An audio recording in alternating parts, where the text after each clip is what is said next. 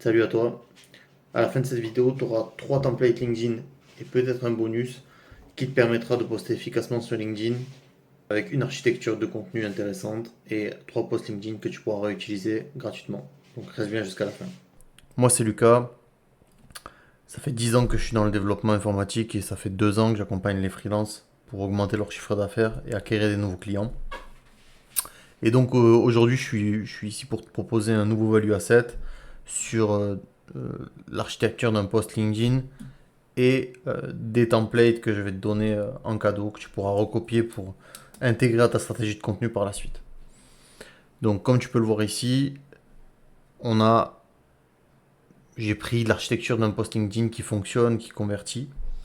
La première chose à travailler, c'est vraiment le hook. Il faut que ton hook accroche comme son nom l'indique. Il faut vraiment que tu stoppes le scroll et que tu donnes envie de lire la suite assez rapidement. Voilà, ton hook, c'est les 3 premières lignes de ton article. Et c'est hyper important que tu passes du temps là-dessus. C'est pour ça que je t'ai mis que ça mettait 65% du travail, parce que honnêtement, c'est vraiment quelque chose sur lequel tu dois prendre du temps. Tu dois arrêter le scroll, donner envie de lire la suite, et ça doit être quand même assez euh, intéressant pour garder le lecteur, pour pas qu'il skip et qu'il appuie vraiment sur 6 morts, voire plus en français. Le reste du travail, bah, c'est le contenu. Il faut que ton contenu soit intéressant, qu'il apporte de la valeur à ta cible. Ton but, c'est pas d'apporter de la valeur à tout le monde, c'est d'apporter de la valeur aux gens qui t'intéressent.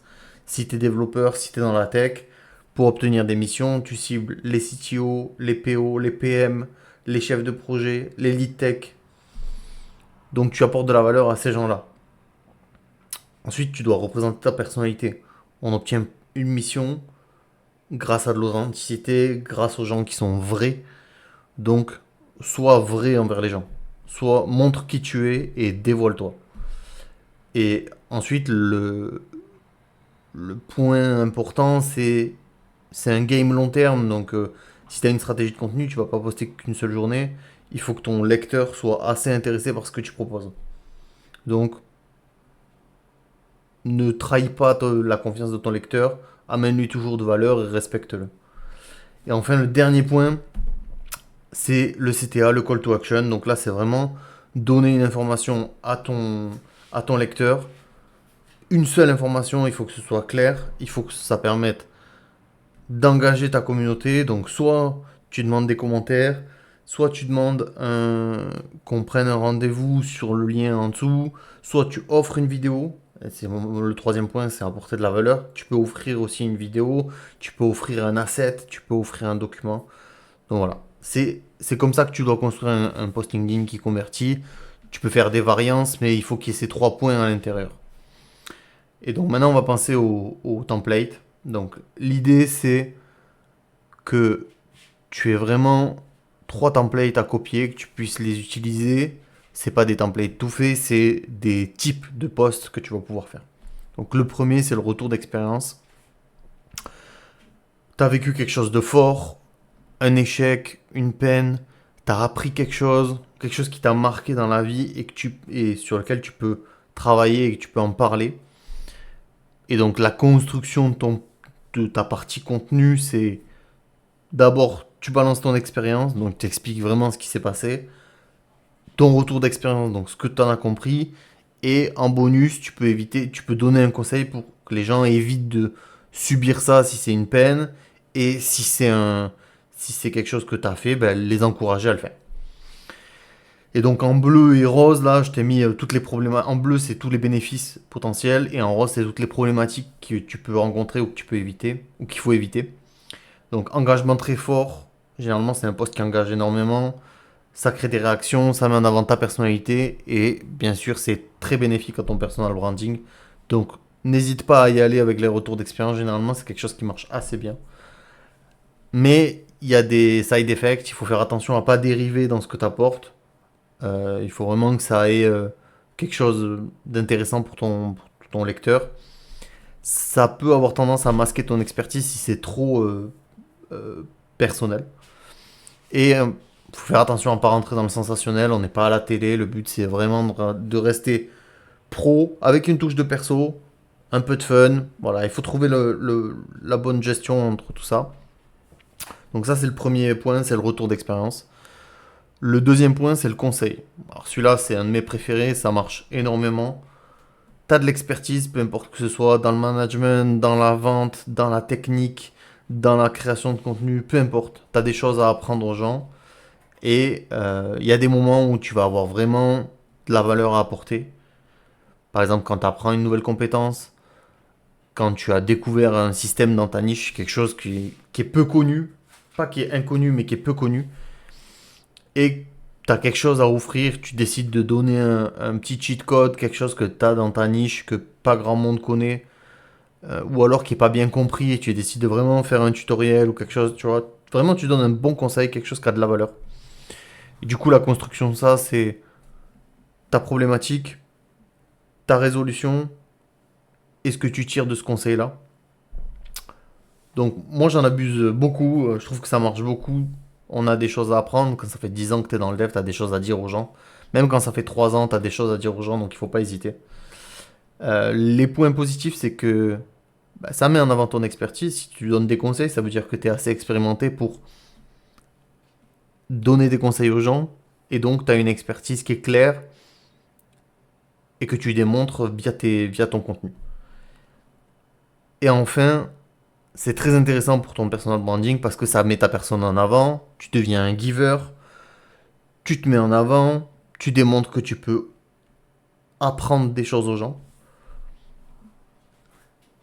Le side effect, bien sûr, c'est il faut que la valeur soit intéressante. Il faut que ne propose pas des banalités.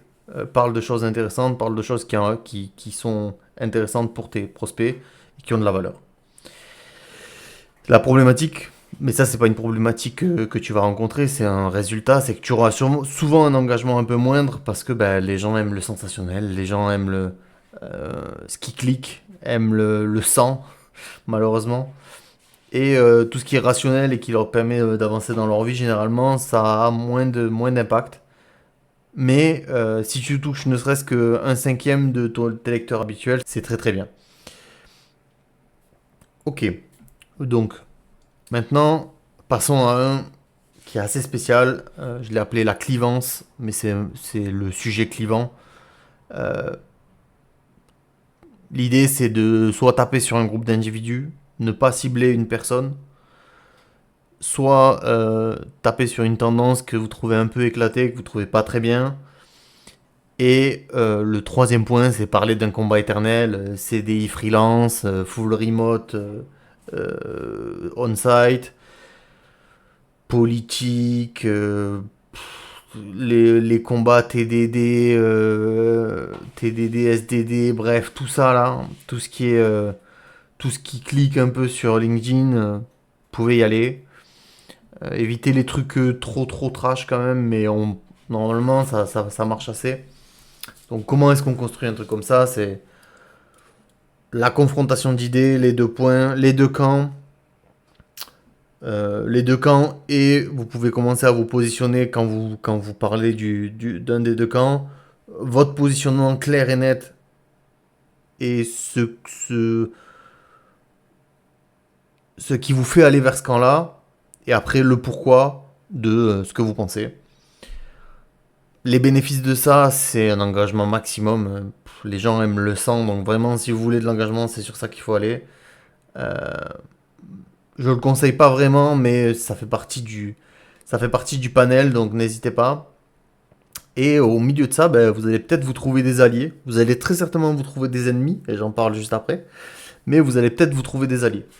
Donc voilà, ça peut avoir un effet positif. Et bien sûr, l'effet négatif, c'est ça peut vraiment vous donner une image pourrie. Vous pouvez vraiment vous manger un bad buzz sur ça. Donc moi, je le fais très peu. Je suis peut-être un poil lisse. Je suis beaucoup moins lisse dans la vie, mais je suis un poil lisse sur LinkedIn. Mais c'est pas quelque chose que j'apprécie vraiment. Je sais que ça marche, mais c'est pas quelque chose que j'apprécie vraiment. Et suivant le sujet, bah ouais, vous allez avoir des haters, hein. Si vous parlez de React, Angular, vous allez avoir des pro React si vous êtes contre React et des pro Angular si vous êtes contre Angular. Donc voilà, c'est un peu à double tranchant, il faut faire attention. Ça, c'est globalement, c'est les 3 templates qui sont vachement connus et qui marchent assez bien. Vous pouvez y aller, n'hésitez pas à les utiliser, surtout les 2 premiers. Le troisième, un peu tricky. Et comme je vais pas vous laisser comme ça, j'ai quand même préparé un petit bonus.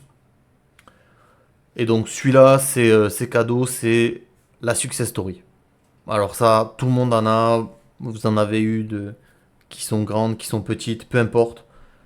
Mais il s'est passé quelque chose dans votre vie où vous avez été fier et on vous a félicité pour ça. Vous créez du contenu autour, que ce soit un succès commercial, une performance physique perso, une performance intellectuelle perso. Vous avez été d'une grande aide pour l'humanité, vous avez fait un truc open source, vous avez aidé pour une œuvre de charité, vous êtes allé construire je ne sais quoi, peu importe, quelque chose qui vous met en avant. Donc comment est-ce qu'on construit un poste comme ça? Le haut fait directement. En quoi c'est important? En quoi ce haut fait est important?